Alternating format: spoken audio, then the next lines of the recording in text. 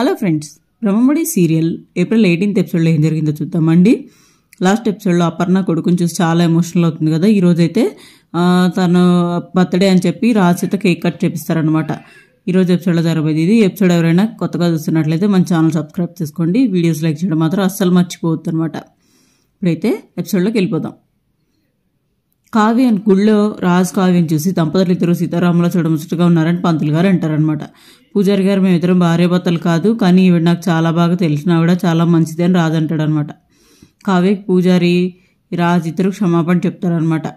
ఎవరి పేరు మీద అర్చన చేయమంటారని పూజారి అడిగితే మా అమ్మ పేరు మీద అండి అంటాడు. ఇవాళ మా అమ్మ పుట్టినరోజు అని రాజు అంటాడు. అదంతా చూసిన అపర్ణ దూరం నుంచి చూస్తూ ఉంటుంది అనమాట. ఆవిడ చాలా సంతోషపడుతుంది. మీ అమ్మగారు పేరేంటి బాబు అని పూజారి గారు అడిగితే కాసేపు చెప్పలేకపోతాడు అనమాట రాజు. అపర్ణ అని చెప్పు అని బాబు అని అపర్ణ దూరం నుంచి అంటూ ఉంటే భానుమతి అని రామ్గా అంటే యామిని రామ్గా పేరు మార్చి భానుమతి అని పేరు చెప్పింది కదా రాజు అంటాడు అనమాట. దాంతో అపర్ణ కావ్య ఇద్దరు డిసప్పాయింట్ అవుతారనమాట. అలా తన తల్లి పేరును తనకే తెలియకుండా రాజు మార్చేస్తాడని గోత్రం అడిగితే రాజు చెప్పలేకపోతాడు. నా చిన్నప్పుడే తల్లిదండ్రులు చనిపోయారు, అప్పటి నుంచి నాకు గోత్రం ఏంటో ఎవరు చెప్పలేదని రాజు అంటాడు అనమాట. ఆ దేవుడి గోత్రంతోనే అర్చన చేస్తానని చెప్పి పూజారి గారు లోపలికి వెళ్ళి పూజ చేస్తుంటాడు. పూజ చేస్తాడు, అయిపోతుంది.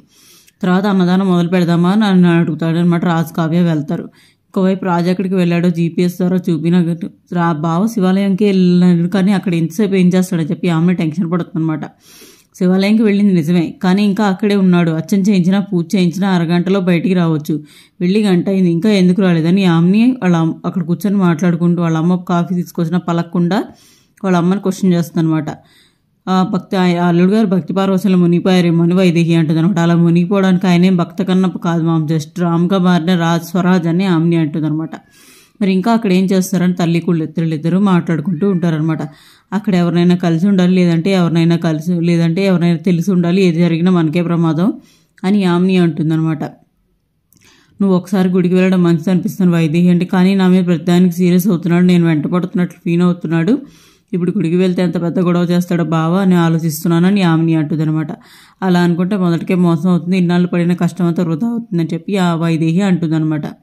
నువ్వు మళ్ళీ రాజు మిస్ అయ్యాడని ట్రిప్షన్లోకి వెళ్తే మేము తట్టుకోలేము, తిడితే తర్వాత సర్చ్ చెప్పుకోవచ్చు, కానీ నీ చేయి దాటకుండా చూసుకో, ముందైతే వెళ్ళు అని చెప్పి వైదేహి గారు పంపిస్తుంది అనమాట వాళ్ళ అమ్మ యామిని వాళ్ళ అమ్మ. దాంతో యామిని గుడికి బయలుదేరుతుంది. ఇంకా ఇటువైపు అందరికీ అన్నదానం చేస్తుంటారు రాజు కావ్య ఇద్దరు వడ్డిస్తూ గుద్దుకుంటూ ఉంటారు అనమాట. అదంతా చూసి అపర్ణ నా కొడుకు చేస్తున్న అన్నదానానికి నేను దూరంగా ఉండటం ఏంటి అని వెళ్ళి ఆ అన్నదానం చేసే పంతిలో వెళ్ళి కూర్చుంటుంది అనమాట. అది చూసి కావ్య షాక్ అవుతుంది అనమాట, అత్తయ్య గారు అని చెప్పి.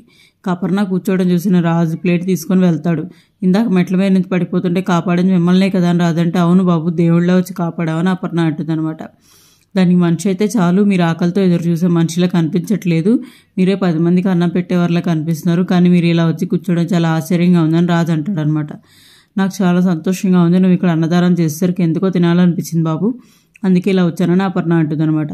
ఎందుకండి అలా అని రాజు అడుగుతాడు. ఈరోజు నా పుట్టినరోజు కూడా అని అపర్ణ అంటే ఆశ్చర్యంగా ఉంది, ఈరోజు మా అమ్మ పుట్టినరోజు కూడా ఈరోజే అని చెప్పి హ్యాపీ బర్త్డే అమ్మ అని రాజు షేక్ హ్యాండ్ ఇస్తాడు అనమాట.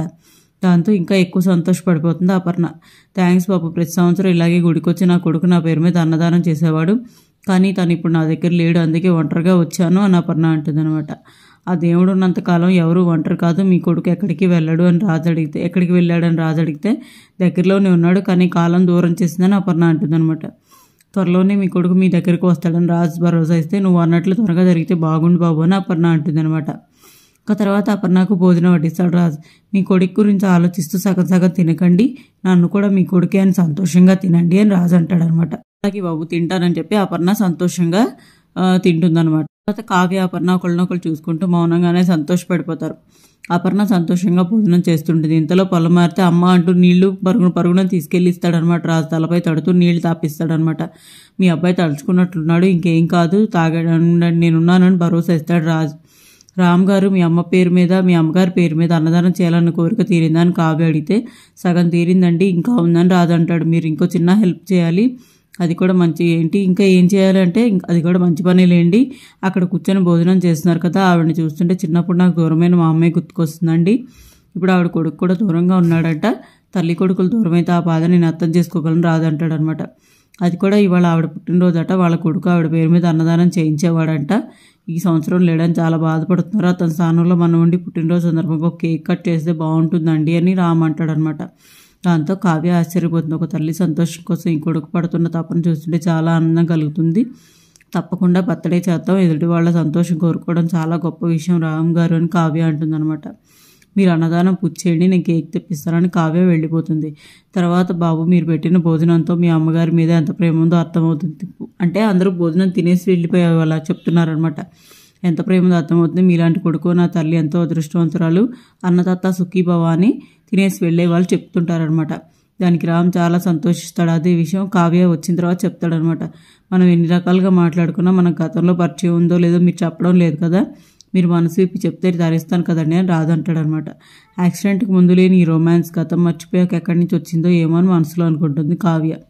మన సంగతి తర్వాత, ముందు మీరు అనుకున్నది పూర్తి చేయండి. ఆవిడ కేక్ కట్, అది ఏంటండి అంటే అదేనండి ఆవిడ కేక్ కట్ చేస్తున్నారు కదా, మీరు నన్ను ఐస్ చేస్తుంటే ఆ కేక్ మెల్ట్ అయిపోతుంది, ఆవిడ గారు కూడా వెళ్ళిపోతారని కావ్య అంటుందన్నమాట. కేక్ వచ్చి చాలాసేపు అయిందని చెప్పి.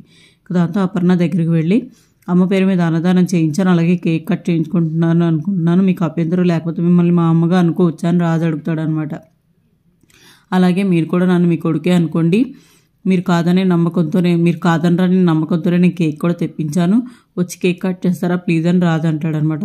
సొంత అమ్మని అమ్మ అనుకోమంటున్నావా అని రాజు అని అనుకున్న అపర్ణ కేక్ కటింగ్ ఒప్పుకుంటుంది. తర్వాత అపర్ణతో కేక్ కట్ చేయించి బర్త్డే చేస్తాడు రాజు.